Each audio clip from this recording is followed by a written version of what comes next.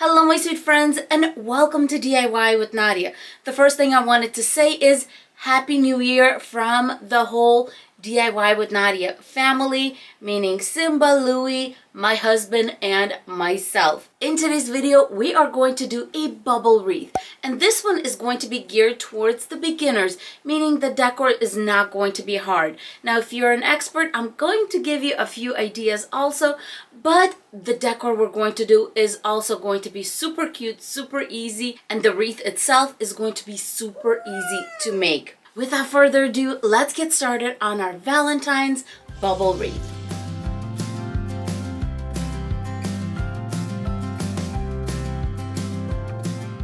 Let's go over the supplies for this wreath, starting with this adorable little teddy that we're going to decorate the wreath with. The deco mesh that I'm using is 21 inches in width, 10 yards in length, and it is a gorgeous rosy pink with some gold foiling throughout. So beautiful. You will also need some pipe cleaners, these beautiful foam roses, and if you can't find these, you can definitely use those vase fillers that are made out of foam, and they come in many different colors. A pink little grosgrain ribbon, some floral wire, and of course for a base I'm going to be using a 14-inch metal wreath form from the Dollar Tree. Now it's time to attach the pipe cleaners. You can attach them as you work, or you can attach them straight to the actual wreath form and then attach the deco mesh. I'm going to attach the pipe cleaners, then attach the deco mesh. The first thing you want to decide is how big you want your deco mesh loops to be, so you know how many pipe cleaners you're going to need. I'm going to be doing 10-inch loops, and I'm going to have 6 loops in each section. If you're going for 8-inch loops, you're going to have a more compact kind of wreath, and you're going to do 7 pipe cleaners per section. I'm going to be doing 10-inch loops, which means I'm going to have 6 pipe cleaners per each section. I'm going to start with my first one on an intersection and 5 on the inside. You can attach your pipe cleaners on either row 2 or 3. I'm going to do it on both this time. I got my pipe cleaner, and I'm going to do 2 twists and fold my pipe cleaner on the inside or outside. This one, it doesn't matter, just stay consistent. I'm going to lean more towards row 2 because I'm going to put the teddy bear on the inside, and I want it to be held a little bit tighter, so I want my loops to be a little bit closer together. And now I'm going to add 5 more. My first section is done, and as you can see, I have 1, 2, 3, 4, 5 on the inside, and my 6th is on the intersection. I'm going to repeat this going all the way around. Now it's time to attach our gorgeous deco mesh. The first thing you want to do is to make sure that it is rolling onto the table. That way when we make our bubbles, they're just going to be naturally formed because that is how the deco mesh was rolled up. I'm going 2 to 3 inches from the edge, and I'm going to start collecting. You want to go as straight as possible. I'm going to grab it, and I do want to make sure that it's fairly even.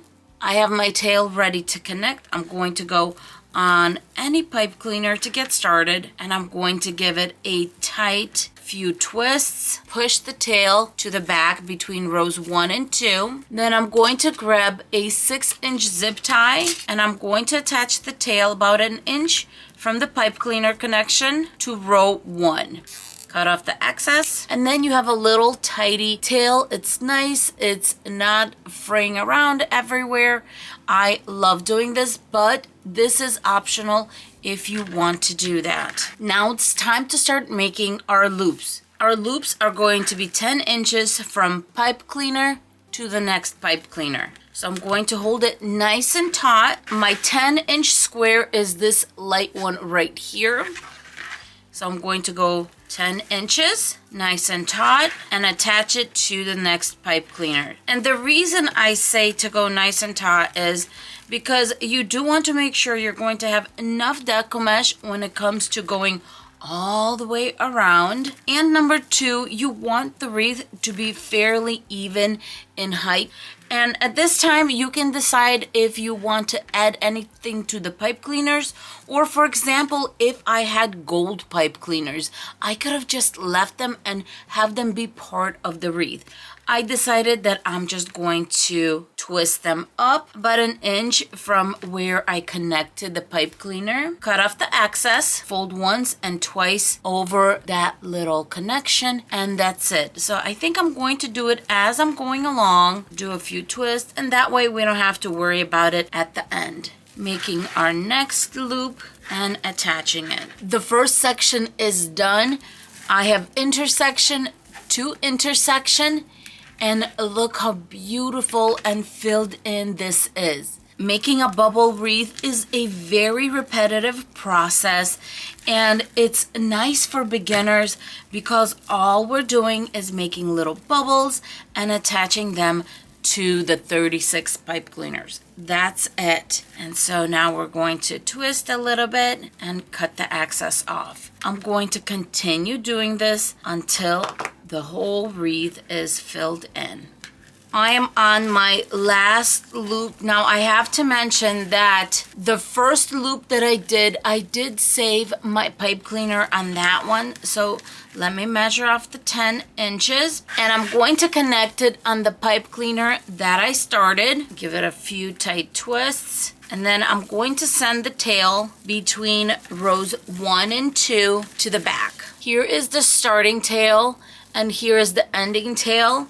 And I'm going to zip tie it to the other side. Once again, I'm going to just zip tie on row 1 from the inside, about 1 inch from the last connection. Cut off the excess. Now the back is nice and neat. Let's cut off the excess on the zip tie and face this little nub towards the inside. Here is the wreath so far. You can leave it like this and then decorate, or you can open up each one of the bubbles. I do like to open it up because I feel like it gives the wreath a little bit of a softer look. So what I do is I just grab a bubble, the whole thing, find the beginning that needs to go on the inside, or if you're using your left hand, you can work out this way. It really doesn't matter. And then as I'm holding it, I'm feeding the whole deco mesh through and opening it up. I'm going to do this to all of the bubbles. I open up half of my bubbles. As you can see, this side is open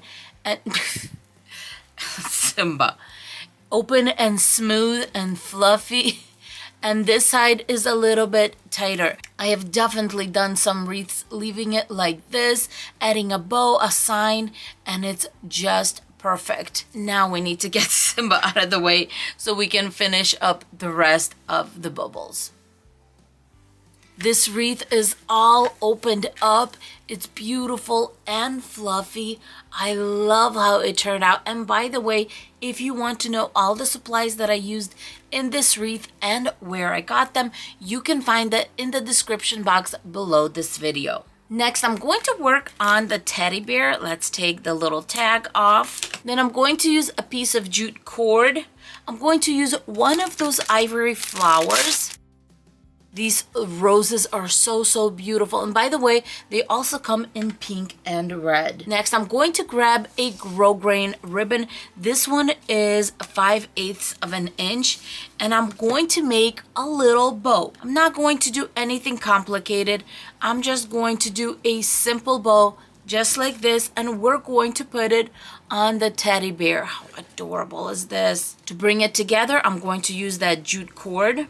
And make sure that it's long enough because we're going to wrap the jute cord around the little bear's neck. To find my center, I'm just taking my little bow loops and pulling them taut. I'm doing this one-handed, tying in the center. And let's do one more for good measure. And we have a sweet little bow, cutting the tail. The grosgrain ribbon does tend to fray just a little bit. So what I like to do is cut on a slant, You don't really want to do dovetails on this type of ribbon. And then I'm going to grab a little lighter. Sometimes I use a little tea light, just turn it on, and I'm going to run it really quick by the flame, just really quick. And what that's going to do is it's going to seal the edge and it's not going to fray. What you don't want to do is go too slow, and then what's going to happen is you're going to burn the little edge. So I just go real quick until I know that it's sealed. Sealing the edges like I just did is definitely optional, and please use caution. To the center of our sweet wreath, we are going to grab one of those flowers. Make sure this one is super pretty because it's going to be the center of our wreath. Some hot glue on the back and attach it to our little bow. Now we're going to take our sweet little bow, wrap it around our teddy bear's neck, and tie it. Next, I'm going to take a piece of floral wire. It needs to be at least 14 inches. Grab my teddy bear and I'm going to feed it through. Just like this. Now I'm ready to attach this to the wreath. Okay, you guys, we have some serious cuteness happening over here. Let's flip this over. And the reason I said we need at least 14 is because our wreath form is 14 inches in width. And what I'm going to do is I'm going to attach one side on row 1, and then the other side is going to get attached on the opposite side. It looks like I'm pulling the teddy a little bit too tight, so I'm going to let one of the sides loose. Okay, that's a little better. Now that I know the teddy bear is in the right place, I'm going to go ahead and lock in that floral wire. To easily find the center, I like to do it on these intersections. You can see here's one side and here's the other. It's just easy to make sure you're in the center. To cover the back of the wreath, I'm going to be using a placemat. If you cannot find it at the Dollar Tree, I have some options for you that you can find them on Amazon, because you do want to make sure it's cheap enough, but also it's durable enough, it's not see-through. And I'm also going to be using 3 zip ties. I never pay attention to actually where I zip tie. I just grab a zip tie and I'm going to attach it in a triangle formation. Ideally for this, you want to use a clear zip tie. I know it's not going to show, but still. And I'm going to send this little nub to the back. Now I'm going to just visually draw the triangle, and I know the next one is going to go somewhere here, and I'm just zip tying it to the last outside row.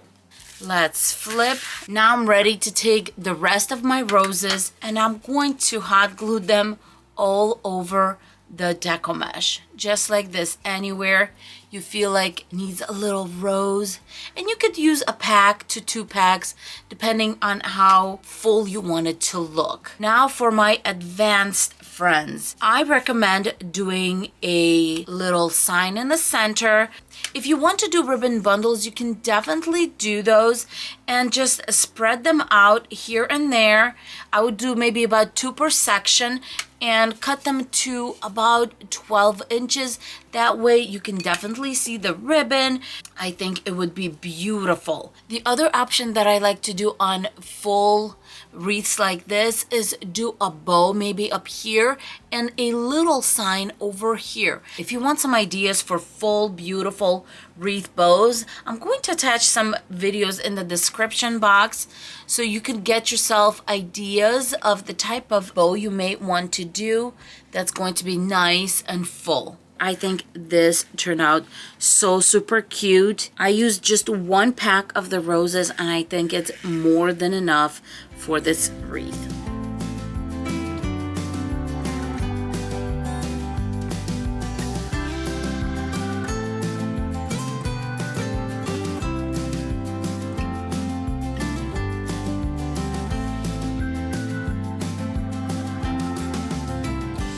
I hope you enjoyed this wreath tutorial. For more wreath tutorials, don't forget to like and subscribe if you're not subscribed already. And in the comments below, I would love to know if you have ever made a bubble wreath before. With that being said, thank you so much for being with us, and we will see you in our next video. Bye, everyone. Somebody say bye. That's right. Bye, guys.